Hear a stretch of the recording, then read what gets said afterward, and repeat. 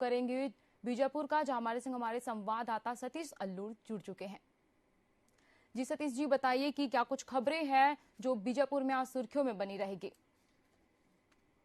आप बिल्कुल श्रुति, देखिए खबरों की अगर बात करें तो खबर सबसे बड़ी और बहुत अहम खबर जो आज निकल करके आ रही है, वो खबर है कि पुलिस और नक्सलियों के बीच का जो मुठभेड़ हुआ था, जी। मुठभेड़ तकरीबन सुबह 6:30 बजे से लगातार जारी था और लगभग 9 साढ़े 9 बजे यह मुठभेड़ खत्म हुई है।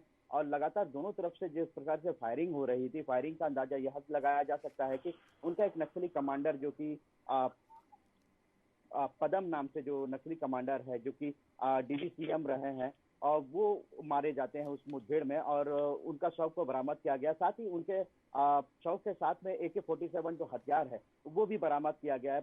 बड़ी सफलता पुलिस प्रशासन को प्राप्त हुई है, क्योंकि विधानसभा चुनाव नजदीक है। विधानसभा चुनाव को देखते हुए कहीं ना कहीं नक्सलियों की जो भूमिका है वो काफी ज्यादा बढ़ जाती है, और इसी भूमिका की वजह से DRG, पुलिस प्रशासन और जो CRPF के बल हैं वो टुकड़ी वहां पे निकली हुई थी। बस्तर बटालियन के जो जवान, जो नौजवान है, वो भी इस क्षेत्र में निकले हुए थे, और काफी सर्चिंग के दरमियान जो है नक्सलियों के साथ यह मुठभेड़ हुआ। मुठभेड़ में एक माओवादी मार गिराया गया है, वहीं उसके साथ में हथियार बरामद भी किए गई है।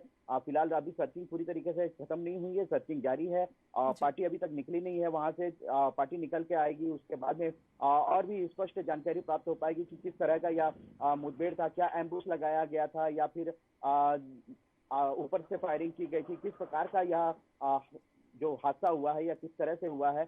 और जहां तक इसके बारे में बात की जाए तो SP आंजनेय वार्ष्णेय ने भी खबर की पुष्टि सुबह ही कर दिया था कि इस तरह की जो घटना हुई है उसमें एक माओवादी के मारे जाने की खबर निकल के आ रही है। लेकिन फिलहाल जिस प्रकार की पार्टी अभी तक पहुंची नहीं है, पार्टी क्योंकि अंदर क्षेत्रों में है, ग्रामीण क्षेत्रों में है, वहां नेटवर्क का काफी ज्यादा इश्यू होता है, नेटवर्क मिल नहीं पाती है, पहाड़ियों में बहुत ज्यादा तकलीफें रहती है। तो फोर्स जब तक बाहर निकल करके आएंगी नहीं, और फोर्स के बाद में जब पूरी खबर जब तक आएगी नहीं, तब तक हम कुछ कहने के लिए असमर्थ हैं। फिलहाल ये खबर जरूर है कि एक माओवादी को मार गिराया गया, साथ ही एक AK-47 भी बरामद किया गया। बहुत बड़ी खबर है, क्योंकि हथियार मिलना, क्योंकि अमूमन देखा गया है कि माओवादियों का हथियार जो है वो मिलना बहुत मुश्किल होता है, लेकिन इस मौके पर हथियार बरामद हुई है। अक्सर यह सुना जाता था कि पुलिस प्रशासन का हथियार जो है वो माओवादी लेके भागे जाते हैं, खड़े हो जाते हैं। तो लेकिन इस बार विपरीत हुआ है, उल्टा हुआ है कि माओवादियों का हथियार AK-47 जैसा हथियार, जो आधुनिक हथियार है, वो प्राप्त हुआ है। पुलिस प्रशासन को काफी बड़ी सफलता मानी जा रही है।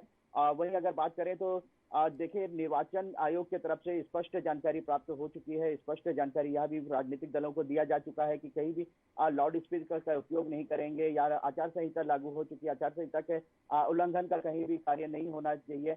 जिसके लिए कलेक्टर राजेंद्र कुमार कटारा भी काफी ज्यादा तत्पर दिखाई दे रहे हैं। जगह जगह पे होर्डिंग बोर्डिंग वगैरह जो लगे हुए थे वो सारे को निकाल दिया गया है। उसके बावजूद जिस प्रकार से जो चुनावी समीकरण जो देखते आ रहे हैं, बीजेपी हो चाहे कांग्रेस हो या अन्य राजनीतिक दल हैं, वो अपने अपने दलों पे, अपने अपने राजनीतिक कार्यकर्ताओं के साथ में ग्रामीण क्षेत्रों में पहुंच रहे हैं, रुझाने का प्रयास कर रहे हैं, लोगों के बीच में जा रहे हैं।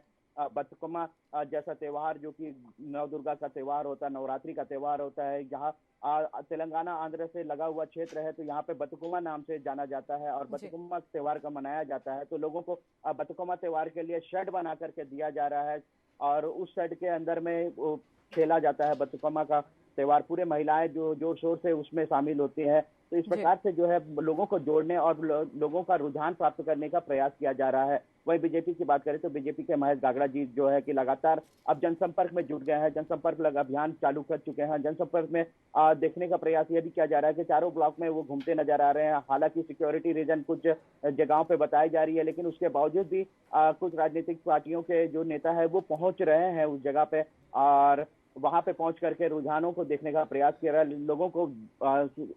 लोगों को समझाई दी जा रही है कि किस प्रकार से वो अपना मत का अधिकार प्राप्त कर सकते हैं, किस सरकार वो चुन सकते हैं। जी जी, तमाम जानकारी के लिए धन्यवाद सतीश जी।